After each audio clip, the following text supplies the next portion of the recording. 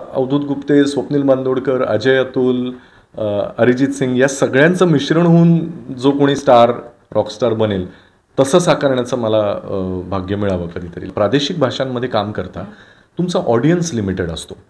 आता मी गेली काही वर्ष जे काम करतोय ते महाराष्ट्रातल्या ऑडियन्सला माहिती आहे, ते इतरांपर्यंत पोहोचावं. म्हणजे आता माझे अनेक हिंदी भाषिक मित्र आहेत ज्यांना अरे यार कुछ हिंदी में करू ना, हमको भी देखने को मिलेगा असं होतं. बऱ्याचशा जागा अशा आहेत जिथे आम्हाला दोघांना जायची फार इच्छा आहे. त्याच्यापैकी एक लंडन आहे. मला लंडन आवडतं आणि मला सुखदाला तिथे न्यायची फार इच्छा आहे. नमस्कार, मी प्रेरणा. तुम्ही बघताय लेट्स अप मराठी. तुझेच मी गीत गात आहे या मालिकेच्या सेटवर आहे.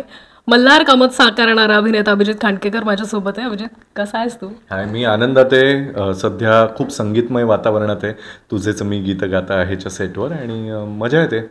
पण रॉकस्टार बनून कसं वाटतं आता इतक्या दिवसांचा प्रवास आहे या मालिकेतला? खरं सांगायचं तर या मालिकेच्या सुरुवातीला एक बारीक दडपण असं होतं की माझे अनेक मित्र हे गायक आहेत, संगीतकार आहेत किंवा अनेक मराठीतल्या अत्यंत प्रसिद्ध अशा गायक संगीतकारांच्या कार्यक्रमांचं मी निवेदन केलं आहे, अजूनही करतो. सो ते जेव्हा बघतील मला मी एखाद्या गायकाच्या भूमिकेत आहे आणि एखादी गोष्ट कुठे काही 19-20 ज्याला आपण म्हणतो की काही चुकलं लिपसिंगपासून ते इतर गोष्टींबद्दल ते एक बारीक दडपण असतं ना की आपण एवढ्या दिग्गजांसमोर हे साकारायचा प्रयत्न करतोय. पण एक बारीक तेवढंच होतं. पण आता तेही गेलं आहे आणि मला हा सगळा प्रेक्षकांचा प्रतिसाद हा रेटिंग्सच्या माध्यमातून वेळोवेळी आम्हाला दिसतो आहे. सध्या ज्या वेगानं आम्ही ऑलमोस्ट नंबर 1च्या पोझिशनकडे वाटचाल करतो आहे, अर्थात आम्ही काही तसे आकडे मानत नाही. It is always a team work आणि स्टार प्रभाचा परिवारसुद्धा एकत्रच चांगले कार्यक्रम द्यायचा, चांगलं मनोरंजन द्यायचा प्रयत्न करतो आहे. सो एकंदर हे सगळंच फार आशादायी आणि खूप छान आहे. मला आनंद मिळतो आहे. मालिका सुरू होऊन बराच काळ लोटला आता, पण जर मी विचारलं की हे पात्र साकारत असताना तू डोळ्यासमोर कोणता रॉकस्टार किंवा एखादा गायक फॉलो केलं होतंस का, किंवा त्याला विचारात घेऊन? ऑनेस्टली कोणी स्पेसिफिक नाही. एकतर मला अनेकांनी हा प्रश्न विचारला होता आणि ज्याचं मी नेहमीच प्रामाणिकपणे उत्तर दिलं की मूळ शो जो हिंदीतला पॉप्युलर होता तर तो तू पाहिला होतास का, तर मी मुद्दाम तो पाहिला नाही. कारण नकळत मग काय होतं की तुमच्या बॅक ऑफ द माइंड अरे त्यांनी हे केलं होतं मग आपण असं करूया का. सो इथे मी पूर्णपणे आमचे दिग्दर्शक, आमची क्रिएटिव्ह टीम चॅनलची आणि प्रोडक्शन हाऊसची यांच्या बरोबर सल्लामसलत करूनच त्या गोष्टी त्या वेळेला डेव्हलप केल्या. पण जसं मी म्हणालो की मी अवधूत गुप्ते, स्वप्नील बांदोडकर, अजय अतुल, अविनाश विश्वजित यांचे कार्यक्रम होस्ट करत असल्यामुळे या सगळ्यांचा स्टेजवरचा वावर मी पाहिला आहे. एक गायक म्हणून त्यांचं वैयक्तिक आयुष्य आणि एक गायक म्हणून त्यांचं प्रेक्षकांसमोर आल्यानंतरचं, श्रोत्यांसमोर आल्यानंतरचं आयुष्य, ते सेलिब्रिटी स्टेटस हे मी पाहिलं आहे. म्हणजे ज्याला आपण महाराष्ट्राचा रॉकस्टार म्हणतो अवधूत गुप्ते, ज्याने मला लॉन्च केलं त्याच्या चित्रपटातून, तर अवधूत दादाच्या अनेक कॉन्सर्ट्समधून मी पाहिलं आहे की तो ज्या एनर्जीनं गायचा, ज्या एनर्जीनं हे करायचं. पण पर्सनल आयुष्यामध्ये त्याची टेन्शन्स होतीच. मग ते फायनान्सेस असो, कामाच्या संदर्भातली असो, तो दिग्दर्शकही आहे त्यामुळे त्यावेळेला ती गडबड मी पाहिलेली आहे त्याची. सो त्याचा नॉर्मल माणूस म्हणून जगणं आणि एक सेलिब्रिटी म्हणून, रॉकस्टार म्हणून तिथे असणं हे पाहिलंच होतं. त्यामुळे ते कुठेतरी बॅक ऑफ द माइंड असतं. सो नॉट नेसेसरीली एका कुठल्या व्यक्तीला मी आदर्श ठेवून फॉलो करायचा प्रयत्न केला. या मालिकेतल्याच इतर कॅरेक्टरशी माझं कसं 1-on-1 रिलेशनशिप आहे ते जाणून घेऊन ते फुलवण्याचा आम्ही प्रयत्न करतोय. पण अभिजित, जर तुला एखाद्या रॉकस्टार किंवा एखाद्या गायकाची भूमिका अशी प्रत्यक्ष आयुष्यात किंवा म्हणजे असं चित्रपटात साकारावी लागेल की, तर तो कोणता गायक असेल किंवा रॉकस्टार असेल? मला असं वाटतं मला खरं सगळेच आवडतात. Avadhoot Gupte one of the best performer I have seen. कारण तो प्रेक्षकांमध्ये गेल्यानंतर त्याच्यामध्ये 10 हत्तींचं बळ येतं, एवढी एनर्जी येते आणि असं वाटतं की अरे बाकी वेळेला अत्यंत मृदुभाषी असलेला अवधूत दादा तिथे असा सुटतो म्हणजे. सो ते पाहिले. आणि याच्या उलट स्वप्नील बांदोडकरला मी जेव्हा पाहिले, स्वप्नील इज व्हेरी शांत आणि संयमी आणि पण तो बाकी मजा मस्ती करत असताना आणि स्टेजवर गाताना त्याची एक वेगळी एनर्जी पाहिली आहे. आणि हिंदीमधले पण. सो मला असं वाटतं की या सगळ्यांचं कॉम्बिनेशन करून मी एक कोणीतरी साकारायचा प्रयत्न करेन. पण स्पेसिफिकली हिंदीमधलं बोलायला गेलं तर मला असं वाटतं अरिजित सिंगच्या काही कॉन्सर्ट्स मी ज्या पाहिल्यात, एक तर तो अत्यंत आर्त गातो. त्याची गाणी आपण वेगवेगळ्या स्टाईल्सची ऐकलेली आहेत. बिनते दिल ऐकल्यानंतर वाटतं हा तोच गायक एका ज्याने हे गाणं गायलंय आणि त्याला परफॉर्म करताना पाहिल्यानंतर तो अत्यंत शांत चेहऱ्याने एक गिटार वाजवत सगळ्यांना वेडं करतो. सो मला असं वाटतं अवधूत गुप्ते, स्वप्नील बांदोडकर, अजय अतुल, अरिजित सिंग या सगळ्यांचं मिश्रण होऊन जो कोणी स्टार रॉकस्टार बनेल तसं साकारण्याचं मला भाग्य मिळावं कधीतरी. Let's see. पण मल्हार कामत जो आहे तो जो रॉकस्टार आहे तो या मालिकेमधून समोर येतोय आणि तो प्रेक्षकांना प्रचंड आवडतोय. पण आता मालिकेमध्ये वेगवेगळे आम्ही जे ट्विस्ट बघतोय तर मल्हारच्या आयुष्यात पुढे काय आता पिहू आहे, परत स्वराचं स्वराज झालेलं आहे, बऱ्याच गोष्टी झाल्या. मला माहिती नाही आहे ना स्वराचं स्वराज, माझ्यासाठी स्वराजच आहे. पण मालिकेमध्ये ट्विस्ट नाही तर ती मालिका रंजक होत नाही आणि ट्विस्ट नाही तर मालिका कसली. सो स्टार प्रवाहाच्या जशा सगळ्याच मालिका आपण बघतोय की त्याच्यामध्ये खूप चांगलं नाट्य घडतं. त्यातून जे मनोरंजन प्रेक्षकांपर्यंत पोचतं ते त्यांना खूप आवडतं आहे. आणि सेम आमच्या मालिकेबद्दलही मी म्हणेन तुझेच मी गीत गाता आहे मध्ये आत्ता स्वराज आमच्या घरात आल्यानंतर अनेक गोष्टी घडायला सुरुवात होते.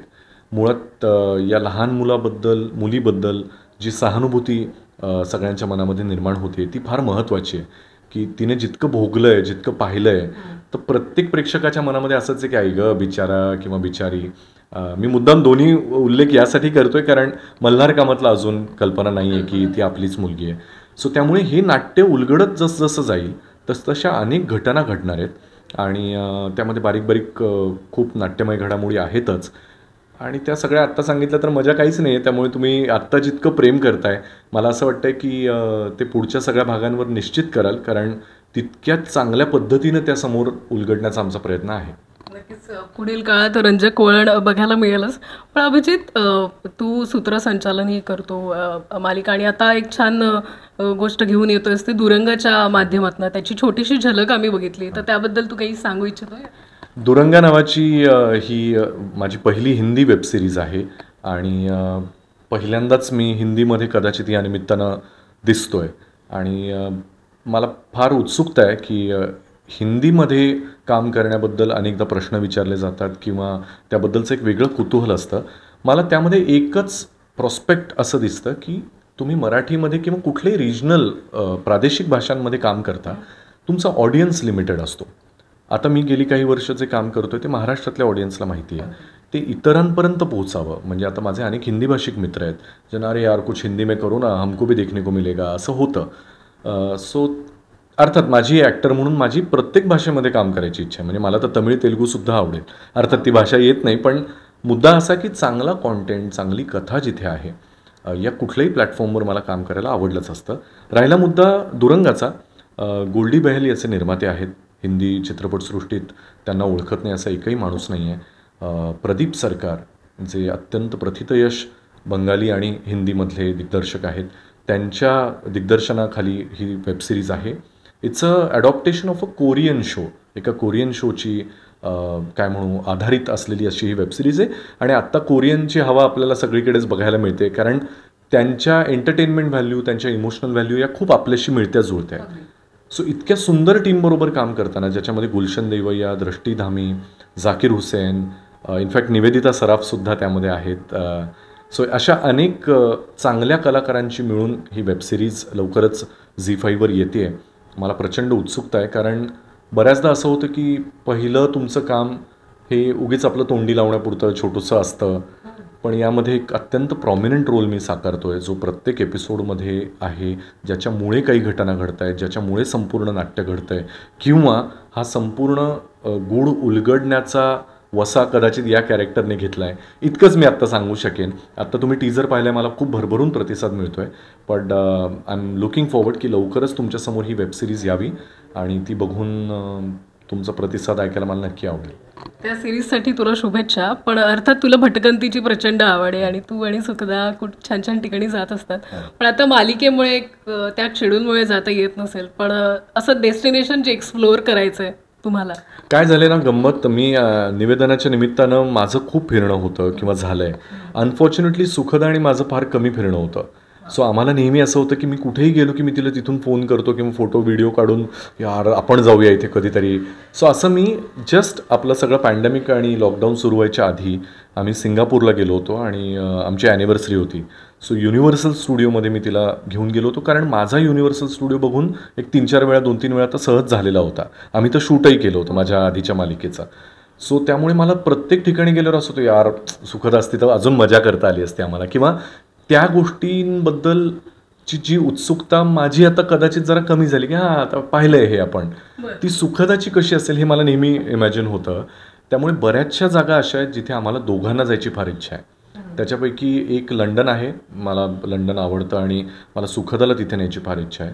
आणि दुसरं मला असं वाटतं की अशा कंट्रीज ज्या फारशा पाहिल्या जात नाहीत किंवा ऑल द वे त्याच्यासाठी लोक जात नाहीत, पॉप्युलर टुरिस्ट डेस्टिनेशनमध्ये येत नाहीत. म्हणजे मला असं वाटतं इजिप्त आहे किंवा खरं तर युनायटेड अरब एमिरेट्समधल्या अनेक कंट्रीज जिथे मला तिला घेऊन जायची खूप इच्छा आहे.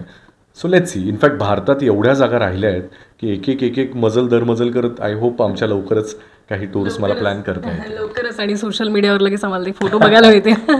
अभिजित, खूप छान वाटलं या कॅन्डिड गप्पांच्या माध्यमातून तू संवाद साधला आणि आम्हाला सेटवर तुझ्याशी भेटता आलं, बोलता आलं. त्यासाठी शुभेच्छा तुझ्या आगामी वाटचालीसाठी, जे काही प्रोजेक्ट असतील त्यासाठी. Thank you so much. आणि मला फार बरं वाटतं जेव्हा जेव्हा आपल्या गप्पा होतात त्या निमित्तानं मला माझी ही बाजू दाखवता येते प्रेक्षकांना आणि नवीन येणाऱ्या काही प्रोजेक्ट्सबद्दल किंवा असलेल्या प्रोजेक्ट्सबद्दल खूप निवांतपणे बोलता येतं. सो खरं तर आभार मी तुझे मानायला हवे. Thank you so much. खूप धन्यवाद.